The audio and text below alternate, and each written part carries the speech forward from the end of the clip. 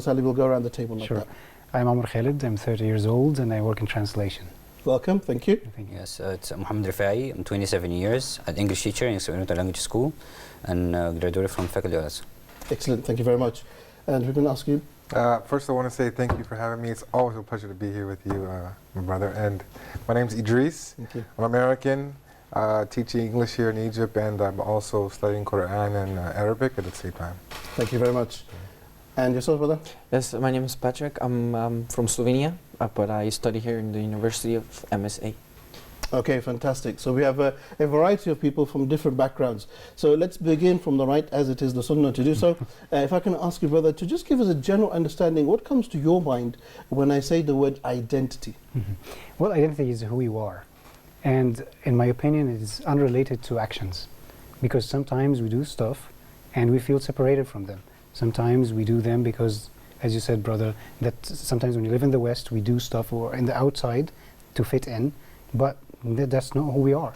Who we are, they are the likes, the dislikes, what gives you the tick. This is who you are. Okay, very nice. Brother Muhammad? Yes, let's say the word identity is very important in our life. So what does it mean?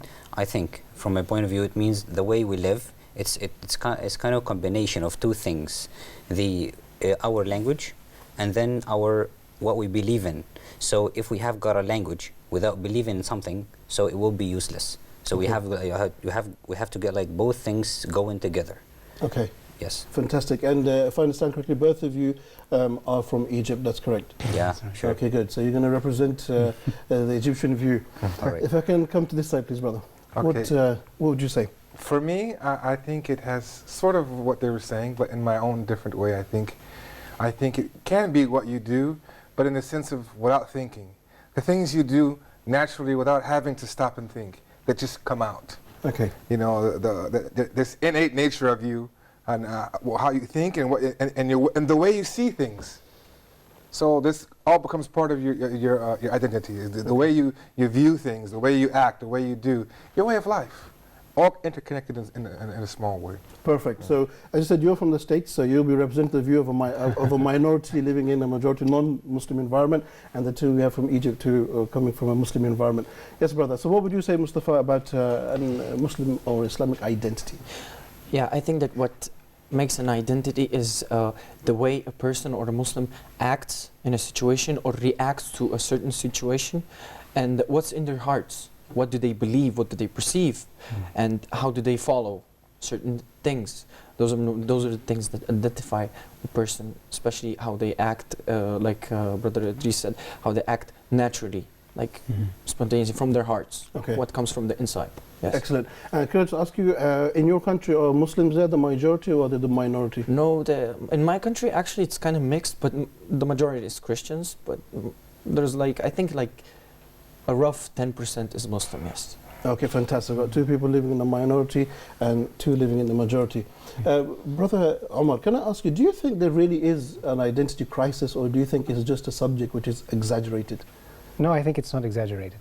We have an identity crisis.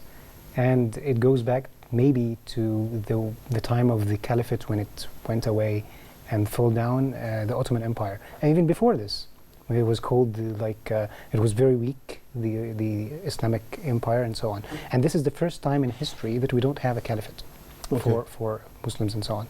So, and our lands were taken away from us, and other European countries took over the lands. This is not only about taking over the land. They gave us their cultures and their ideologies, and that drove away our own religion from the scene. Okay. So, of course, there's an identity crisis, and now it is aggravated and escalated due to several factors, also education and other factors too. Excellent. We'll come to those factors in just a moment. Brother Muhammad, do you feel as an Egyptian Muslim that you also facing this identity crisis? Actually, first of all, I just want to thank Omar for saying a very important point, which is losing a leader. We need a leader to lead us towards the right track. Because maybe we have got a good religion, we have got maybe good believers, but we don't have a leader to lead us towards holding to our real identity. And this is the real problem. That's why when we're facing a real kind of identity crisis at the present time, it's just going like every time, every year, because like we're not going on a right track. And for example, we can take that, for example, in education. We just taking children into like nurseries and KGs and without like tackling what principles and what teachings are they being taught, which is like kind of would cause a lot of troubles in the time after. Okay. So it would take some time to like recover, overcome these problems in the future. Okay, excellent.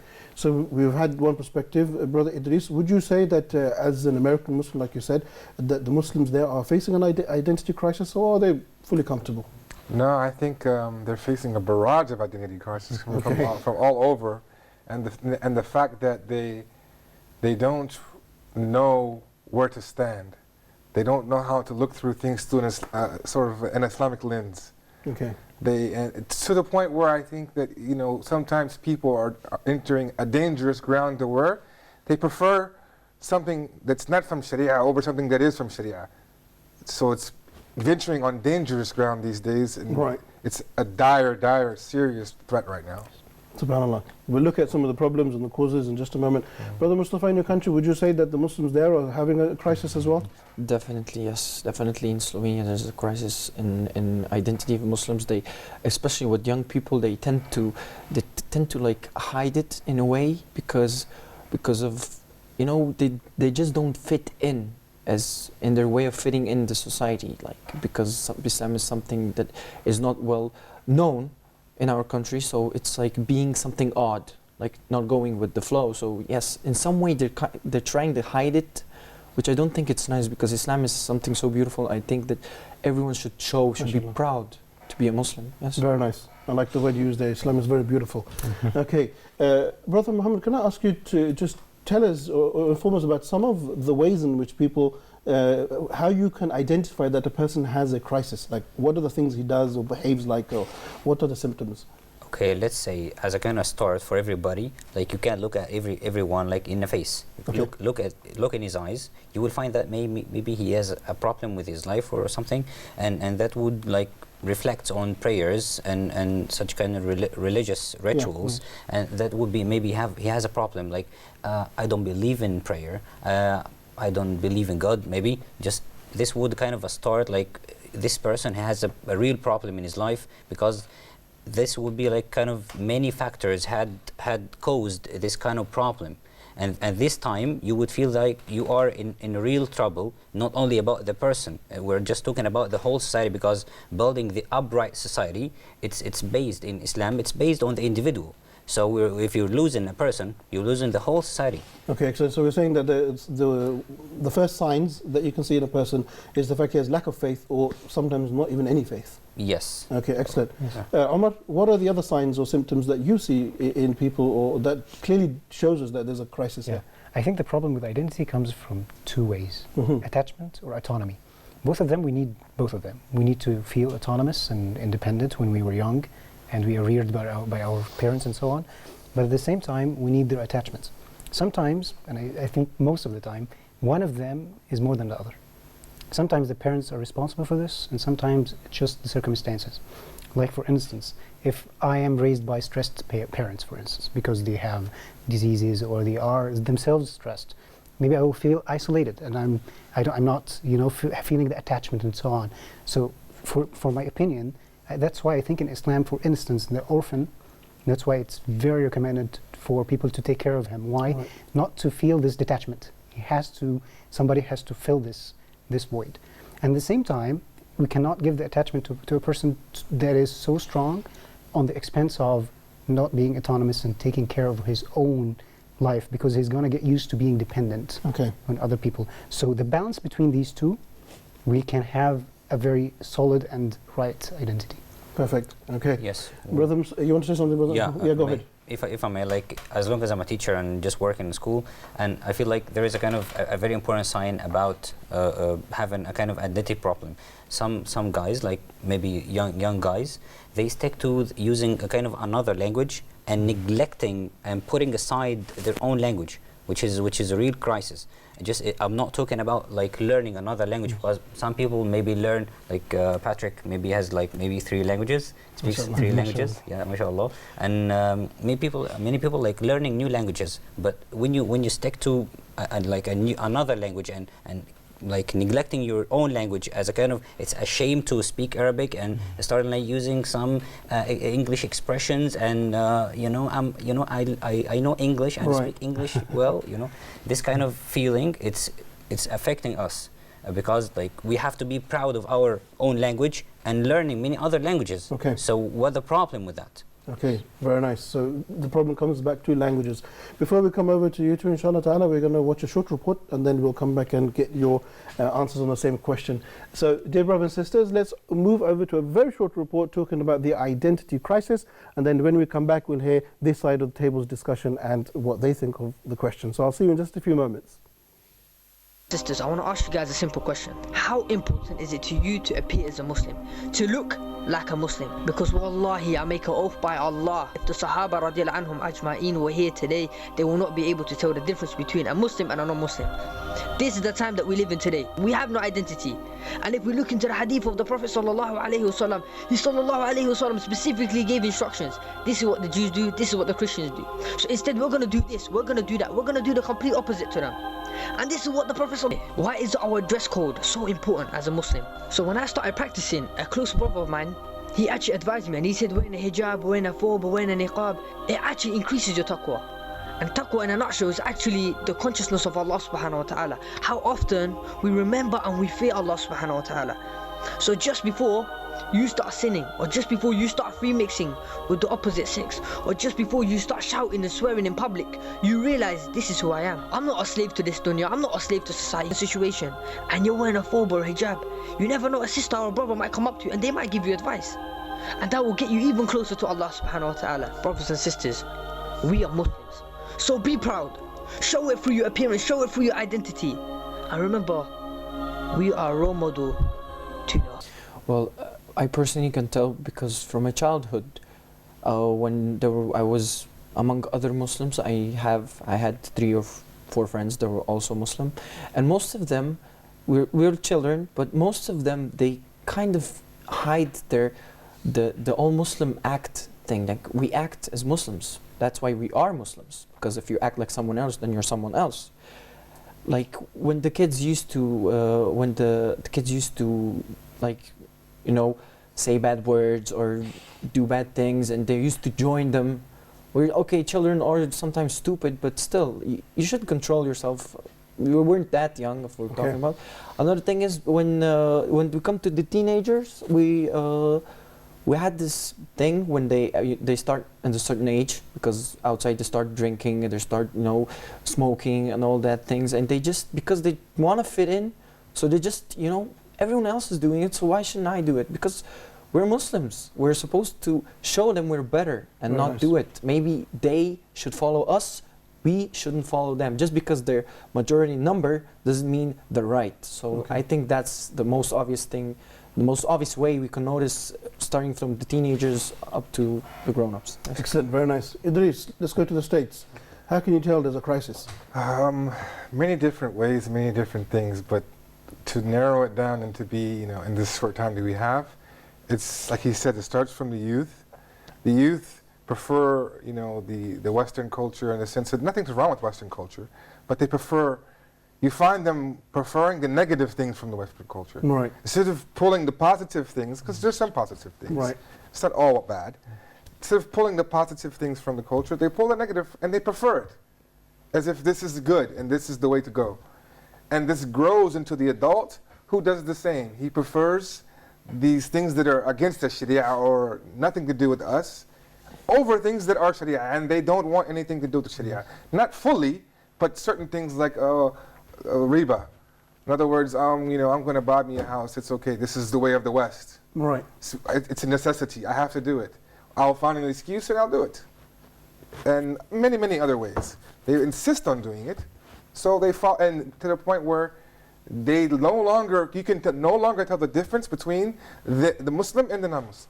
Right. And throughout history, we've always been, you know what? That's a Muslim, that's a non-Muslim. It's always been that way. But it's coming to the point where they can't even tell, that you're Muslim. If your co-workers don't know you're Muslim, you have a problem. SubhanAllah. If you don't stand out as a Muslim in a good way, not a negative way, then you have a problem. Right. You should. If you don't, then you need to take a long look inside yourself and see what's going on with you and fix this problem. Yeah. Very nice. Thank you very much. Let's come back to this side of the table, brother. Omar, let's look at some of the causes. So before we can try to provide some solutions, I want to look at some of the causes. What do you think is the primary cause for this crisis? Primary cause. I think the primary cause was that when I talked about the occupation of our lands and so on, they changed the culture. Right. And when the culture changed, we got used to it for tens of years, decades. Right. So even when we introduced back Islam to people, now we have like a problem now. Do we change the culture because now it's wrong, it's not going the right way, or what we do? So what happened, unfortunately, changed the religion. We made like Islam, some people, of course, not all of them, I cannot have a blanket statement, that, okay, well, Islam, like Brother Idris said, riba, maybe it's an excuse, we can do this is how the world works, let's do it. Okay, maybe women dress in a certain way, well, this is how fashion goes, so let's do it. And Islam is about the heart, and we don't maybe the actions and so on are not very important. So I think this is what happened to us, that they changed the way of life, because actually the religion is not an appropriate translation. It's not right translation to say religion about Islam. Right. It's religion now. It's like millah, like Christianity or other religions. But Islam is different. It's a way of life. So you change the way of life, it's easy for them to change the religion. Right. Very nice. Okay. Brother Muhammad, what do you think are the causes to this crisis? Yes, to start with something here, I think we live in a kind of a highly globalized world, and people travel and come back, and they have kind of trips and travelers and globetrotters all over the world. Yeah. But let's take kind of look at Egyptian people, for example, when they travel abroad, when they migrate to work in Europe or in America, and they would take kind of some cultural habits from there, and then they come back to pass it to our people in here. Maybe just travel to work or something, but they grab something maybe negative, for example, from people, and then they pass it to here. So we would hear maybe we don't have the enough knowledge to judge this is something good or bad. Yes. And this is a real problem. We don't have the knowledge, we don't have aqidah, or let's say the real deen that we believe in God or not. So we would take that thing for granted. So that will be kind of one of the causes. Okay, so taking from the West the negative aspects, like as we said, and just adhering to those and not taking the good stuff. Yes, sure, of course. They've got a lot of good stuff, and we like some of them, and we take it for example, professionally. Excellent. And in the eye of understanding and judging well, like we have got like our minds to take things and to start like analyzing and take things and see how this goes with our religion or not. Because if something is going against our religion, I think we shouldn't take it. Okay, very nice. All right. Brothers, before we come to you, we're going to take a short break, and then you'll come and hear what you two have to say. So, dear viewers, let's take a very short break here, and then we'll come back in just a few moments to hear this side of the panel. So I'll see you in just a few moments.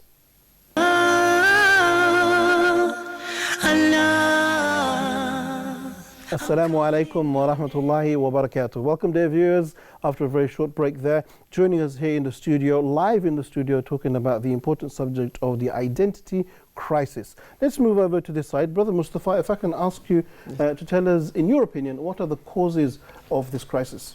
Well, the causes of this crisis are that Muslims forgot that Christianity is a religion and Judaism is a religion. Well, Islam is more than religion, it's nizam, which means it's a guideline, it's throughout life. Like it's a guidance, it's there to guide you. It's more than a religion, it's actually a part of your life, it's very important. And Muslims keep forgetting that. Now Islam, nowadays it became more like just separating religion from state. Yes, from state, and separating religion from life actually. It's just, like you have an old suit and you put it in the closet. So every time you need it, you go wear it, but it's in the closet. It's not on you, and I think it should be on you all the time. Very nice. I like that image. Brother Idris. For me, I think the causes are many, as you said, but one of the main causes for me, and a personal one that I can attest to, is the Muslims have left their language, the language of the Quran, Lugha of Quran. I once, my teacher was giving us a lecture, and it was an amazing long lecture and detailed lecture about how everyone who entered it into bid'ah, into all of these, fallacies and crazy things that were originally Muslims, if you look, the further away that you go from the language, the lugha, the pure language, away from the language, the more crazier it got. Why? Because without the understanding the... Thank you very much. As usual, I would like to say one thing very important concerning underestimating how proud we are Muslims. Watching your show and other shows, especially on Huda TV, the hosts, the guests, the participants, I cannot say how much I'm proud of watching your shows and seeing all your guests. We have treasure, man. All of them are fantastic, and Muslims are good. It's true, we are behind, we are falling behind in two areas, very important. You touched on them. One is staying away from a show to others, not the outfit. Outfit is fine, it's important, but manners is the key. If we stick to good manners, people will come to you and say, where are you from? You say, I'm a Muslim. And that's about it. Thank you very much, sir. Thank you very much, Brother Jamal, calling us all the way from Jordan. I'd like to thank you for the phone call, and I would also like to say that your comments and your praises go a long way. We are all very grateful for what you said. Me here as a presenter, and Huda TV also acknowledges your comments and the hard work as well. So thank you very much. So, Brother Idris, mashallah, all of you guys, actually, you are influencing people all the way in Jordan, and we are improving this identity crisis that we are talking about. So that's a good part. Brother Idris, if I can ask you to continue. I was just following up saying that the basis for most of the deviancy and going astray and leaving, which is leaving our identity, is leaving the language, going away from it, not treating it as an important thing. Understanding Arabic is key to keeping your identity. You can't keep your identity without having, not everyone, of course, but generally speaking, the community needs to have a strong in Arabic, and anyone can learn. So, excellent. So going back to our language, yeah. Yes. Excellent. Okay. So as Brother Jamal has opened the door nicely to the solutions, could I ask you to talk about Brother Muhammad? Yes, you're a language teacher, so you want to say something. So I would like to add something before I come to the solutions. Sure. It's just about like the TV, which is like something. It has like a very bad effect on most of the people now, just in a kind of a way, which is most parents take TV in a kind of a de facto babysitter now, not just something to watch what's happening around the world, which is like if we don't like evaluate the content of what we watch on TV and evaluate it well and just not blindly accept it, it would cause a lot of trouble for the kids and for adults as well. Okay. I'm just talking about scenes and love scenes and all this stuff. Okay. All right. And when we come to the language, of course, one of the best solutions I see for me myself, we have to like support the revival of the Arabic language in schools, in clubs, like in meetings and gatherings, and in studying the Quran as well. People have to study the Quran. A lot of young guys now, they cannot read the Quran well, which is a disaster. Okay. So we have to work on that hard, really, really hard, because we have to learn the Quran. This is the pillar. What the Prophet left for us is the Sunnah and the Quran. This is what we build our religion on.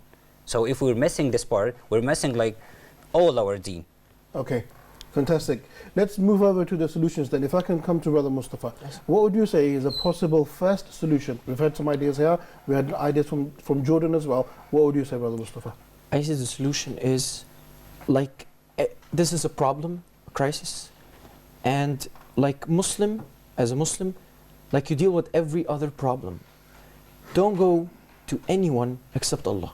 Very nice. Because He is the only one that has the key to every problem you have. He has the solution to everything. MashaAllah. And He can read your heart, and He can read your mind, and He can sense what you are going through.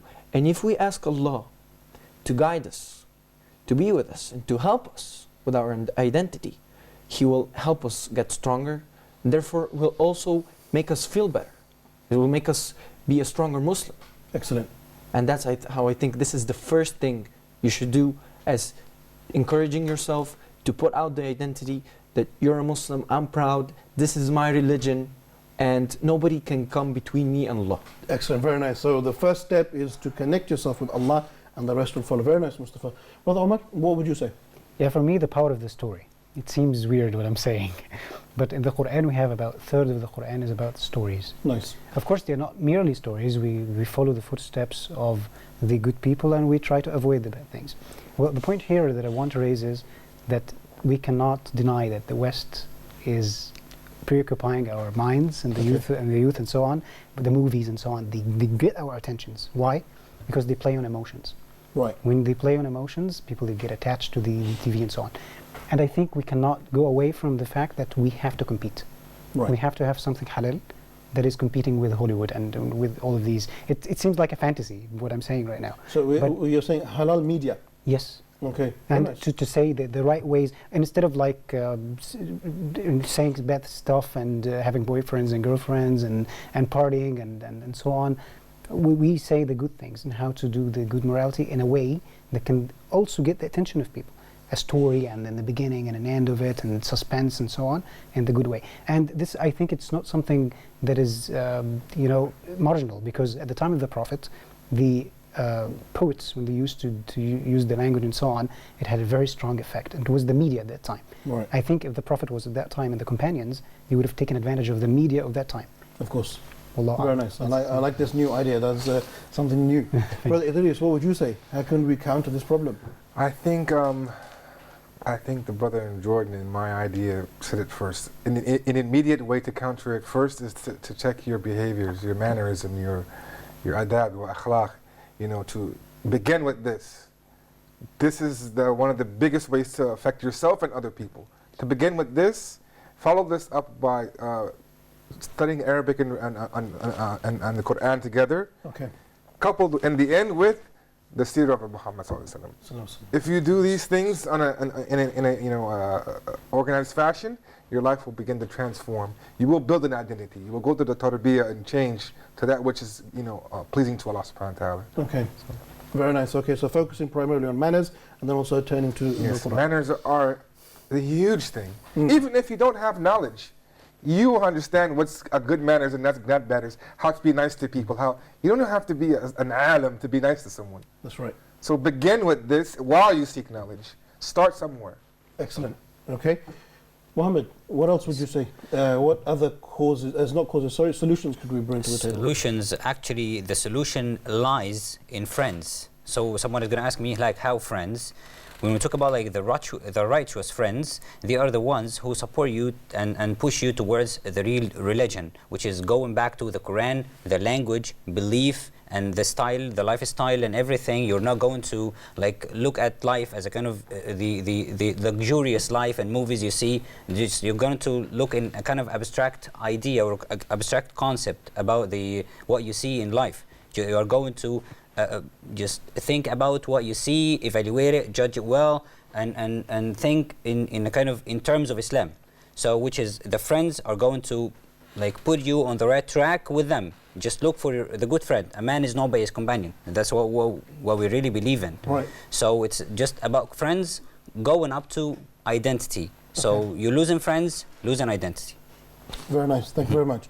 Brother Omar, so looking at this problem of identity crisis and bringing forward some kind of possible solutions, many people say that in order for us to understand where we are today, we have to go back in history and look at where we came from. Yeah. What role does history play in us finding our identity? Very important. If we talk, for instance, about the number one superpower in the world, which is the United States, its history is about 250 years or something. Okay. And it's very little, time if compared with other like places, Muslim countries and so on, 1,400 years. But instead of this, the United States, they say our forefathers and our founding fathers, and they make museums and they talk about them that like, they are the ones who like made up the politics and the economics and Adam Smith and so on. So we are more entrenched than them. Right. So we have people who made like progress before they have done all of these things. Okay. So if we come back to history, I think we'll know how to counter their ideas and so on. Okay, excellent. Brother Idris, some people will say that Muslims haven't contributed anything to science or to literature or to architecture. What would be your response to that? I would say this person doesn't know history at all. Okay. They're only being fed what they think is the truth, because Muslims have contributed to so many things. Even there's a Muslim sister who just contributed to this new theory with the waves, the waves they had with they're finding the Einstein theory. There's a Muslim sister from Malaysia who's a big contributor on this. SubhanAllah. But it's not, of course, publicized. But there are contributors from Muslim society from now and the past. They would be shocked at some of the things that if they hadn't done it, your life would be completely different. Yeah. You wouldn't have a lot of the comforts you even have today if it wasn't for some of the Muslims. Okay. So even as far as science, medicine, you name it. Very nice. Very rich contributions. Good. Mustafa, how important is it, let's stick into the subject of history, of studying the history, like the lives of the prophets or the life of the Prophet Muhammad sallallahu alaihi wasallam? How important is that? I think it's very important that we study history, Islamic history at most. And what I see now is that there's mostly education around the world. They're starting to ignore that bit by bit. Like I noticed that religion as a subject is starting to be something that is none of importance, and is something that you just have to go through it. Even if you like fail, it's okay because it's just a religion subject. I think it should be more important than that. I shouldn't think that should be extra effort or extra hours into teaching the younger people religion, because younger people are gonna grow up and then they're gonna be asked like, what did you learn? Yeah, I just learned a couple of things at school. But what did you learn? And they won't even remember it because they take it as a subject, they don't take it as something that is very important. And another thing, I think that we should study history because it would make us better Muslims ourselves. I think it's really embarrassing in my country, in Slovenia, when if a fellow Christian would come up and say, just ask me out of wonder, what does your religion talk about? And what did Prophet Muhammad ﷺ do? And I'll be like, well, he was a good man. I wouldn't know anything to tell him. That would be embarrassing. I think that every Muslim should read and revise the history because those times were the right times. Now, after 2000, and as time goes by, and we go more and more into the future, we go more and more into the wrong times, more and more wrong people, wrong things keep happening. You keep choosing wrong friends. So we should study history and keep that in the back of our head. Very nice. You want to say, yeah, go Just ahead. really quick Yeah, to sure. add on is, how sad is it that some societies, I won't say where, people know, that the brilliant, smart people, when they score well and they're amazing and they have critical thinking skills and they're amazing, they send them to work in any field whatsoever, whether it be engineering, doctors. And the people who just don't cut it, you know, not to say that people are stupid, but people are lacked intellect, they're the ones who they send to learn Sharia. Okay. So what are you producing? What do you expect from the people who are supposed to be the ulama when you're sending the lower half of intelligence of the society to learn this, SubhanAllah. and you keep away the smart people from the society? What do you think the fatwas and why are we surprised from these fatwas? We shouldn't be. Yeah. Because you're sending the people who aren't really qualified, who don't have this critical thinking skills. Maybe they don't fit this. Yeah.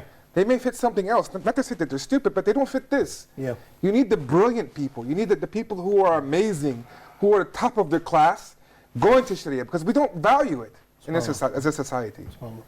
So it's a perpetual thing. I think that's a very, very important point that you've made there. And just on that, I want to come to, Brother Mohammed, do you want to say something? Yes, You've got your hand up. yeah, if you don't mind, like, I want to say something about history. History is of paramount importance. Yeah. Why? Because if you don't study history well, you're going to be a prey to the wolves of disbelief. Okay. How come? Someone is going to tell you, Prophet Muhammad, peace be upon him, was a mugger. He used to cut road. So is that correct? If you don't You don't know, if you don't know the seerah, how do you do it? Like he's gonna tell you blah blah blah blah, and you're gonna believe him. You don't know. A crisis. Or you may have doubts. So you'll have doubts, you know. So maybe sometime later you're gonna be an atheist or something. So you're gonna be the prey if you don't learn your history. History is a must for everyone. Very nice. I just want to ask a question here, building upon what you said, because that's a very interesting point about the upper half and the lower half. Both of you two are Egyptians, and would it be fair to say that the people who are highly qualified or do well in education, if they go abroad for work, do they return back to the society and give back to society, or do they give where they went? No, Brother Omar, what would you say? they don't come back mostly. They just don't. And I think it's because of the environment itself and Islamic countries in general. It is not encouraging for people to just think in a creative way. Okay. You know, so it's hard for people, you know. Yeah, and Ram, what would you say? Would you agree or disagree? Okay, so actually, before anyone makes up his mind, so he's going to look for examples for maybe a friend or something. So someone stayed here for maybe like 10 years and he hasn't achieved anything. So it became like useless. So it's not worth a while to stay in Egypt. So I'm gonna travel. This is number one. Number two, there's a kind of a brainwash, like what we can say, or a brain drain. So like at developed countries, they take our like the good mentalities and to work there, and they have like the good atmosphere, like the good relaxing one to find everything, facilities and everything to work well. But here, like for example, you would find some difficulties and you would give up early. So this would be one of the main reasons. SubhanAllah. So we're saying that the best of the best go into professional fields, and at the same time then they leave the Muslim countries and they go and give their services to other countries. SubhanAllah. Yeah. Double whammy, isn't it? Yes. Yeah. This is all part of the identity crisis. Identity We need crisis. to find, the brilliant people need to find ways to fix this problem, to reverse it. And of course, we've mentioned a few, but they need to figure out not just these theories that we have and like thinking of a way. We need to find ways to make the action, get the wheel going. Practical solutions. Yes, because we can talk about it until Yom Al-Qiyamah, but it won't help us until we start having some practical solutions and start implementing them. Okay, excellent. So we had a good discussion on history, so we've looked at the past. I want to now move to the future. Let's start with yourself, Brother Mustafa. How can we, as Muslims, connect ourselves with where we are going, the purpose of our life? How can we connect? Well, the first thing is, as I mentioned before, when you think about doing anything in the future, think how Allah would see you doing that. How will He, what will this action mean to Him when you're doing that? In every action or in every decision a Muslim makes, he must always go back and think, what does this make to me as a Muslim? The job you take, the people you choose to be with, the friends you have, they all reflect on how are you as a Muslim and how Allah sees you as dealing with those situations, because Allah will constantly giving you tests. He'll keep putting you with people or putting constraints in front of you to see how you deal with the situation, and in order to see if you're really a Muslim or not. So I think in the future, when you choose a wife, when you choose friends, a job, you should always consider that Allah is watching you and at the same time is testing you in every step you do. Okay. If you're a Muslim by heart, you're going to know how to deal with the situation. You won't be questioning anything. And if you need help, you can always go to Allah. He's there 24/7 and He never stops listening to you. Okay, mashallah, thank you very much. Brother Omar, if we try to rectify this problem, solve this problem of the crisis, would you say that connecting with the Ummah, Muslims all across the world, if they stop thinking of being American or British or Egyptian and thought of one Ummah, would that be a solution? Actually, before you ask this question, my brother Idris, when he mentioned that practical solution about scientists and so on, I was thinking about this and I thought about it before, how to coordinate between different scientists from amongst different nationalities, even away from governments, how to deal with this. And this is the same way that Europe did after the Crusaders came to our countries. They brought up and translated our science and kept that science, and after that they worked on it for the upcoming years. So I think at that time we need this. The West, they have very, very good knowledge and very different topics. So like cosmology and so on, and technology and so on. So we have to translate this and we have to understand this and to build upon it and to go further and Okay. to do the best for our nations. And so So you come with two very creative solutions, halal films and now translating the works. Mashallah, very nice. Brother Muhammad, what would you say? Yeah, I would like to say that we would start from the very beginning. Like Omar said, we need a leader first to lead us towards the real track. Will just having a good aqidah and teach the young ones the real aqidah and knowledge about our religion. Okay. And second part is talking about like knowledge, and we would work on knowledge a lot, and having a kind of we may reconsider how schools going. For example, what I'm talking about is like talking about like mixed schools. If we have like boys and girls at the same school, so we would work on like teaching these guys how to deal with each other. Okay. Because most of them, they show no respect. Okay, like and this was like a bad effect on each other. So and some may end up at the end of the day, like Omar said, having a boyfriend or a girlfriend, which is not in our culture or our religion. So we would work on that a lot, having the whole ummah working as a kind of unified team. Okay. and going together. All right, great.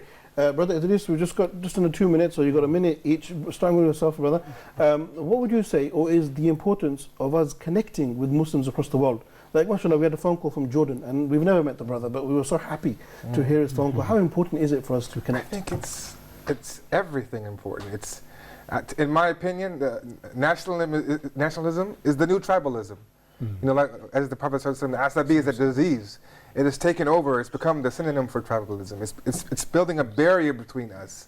It's a way to divide and conquer, as they say. I mean, we have the saying, divide and conquer. That's right. So we never unify, or we fight and bicker over things that are secondary and don't even acquire our attention now, but we insist on fighting over them. Okay.